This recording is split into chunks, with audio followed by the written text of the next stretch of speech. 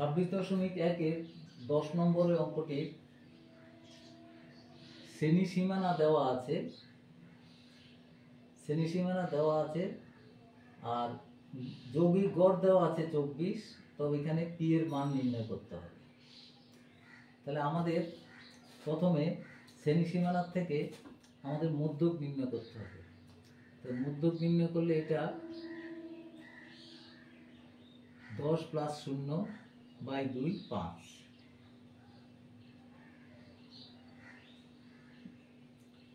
তারপরে 20 আর 10 30 15 শ্রেণী সীমানা মধ্য। তাহলে 30 আর 20 যোগ করলে 50/2 25। আর এখানে হচ্ছে 30 + 70 যোগ করে 2 দিয়ে ভাগ করলে 35।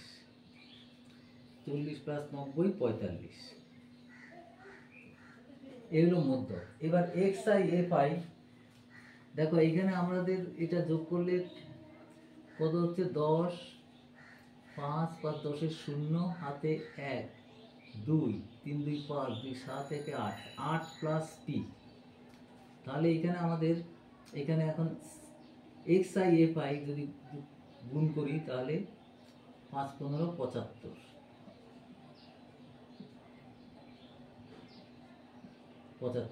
আর এটা হবে 300।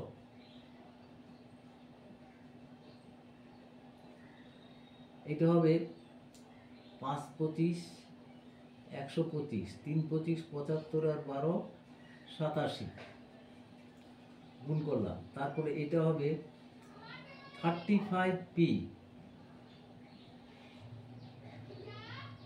আর এটা হবে 450। তারপর সিগমা এ পাই যোগ করলে তাহলে আমাদের 35pটা আলাদা রাখতে হবে। এটা হবে 5 + 10 এর 0 হাতে 1 এই 5 আর 5 0 হাতে 1 5 একে 6 6 7 13 13 এর সাথে 20 5 একে 6 6 7 13 এর সাথে 20 0 হাতে 2 4 2 6 8 6 14 আর 3 17 প্লাস 35p। তাহলে গড় হবে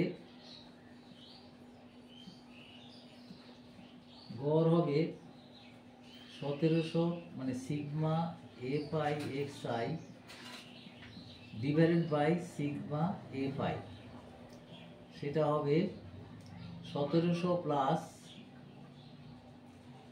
35p। 1700 plus 35p divided by এই যে এখানে 80 প্লাস p। সিগমা এ পাই হচ্ছে 80 প্লাস p। তাহলে শর্তানুযায়ী আমাদের গড়টা বলে দেওয়া আছে 1700 plus 80p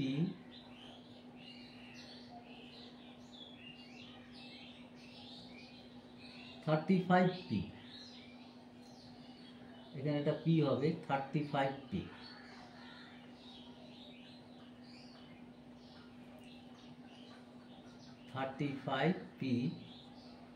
by 80 plus p equal to গড়টা বলে দেওয়া আছে 24। তাহলে এটা 24 এর সঙ্গে সমান। এবার 1700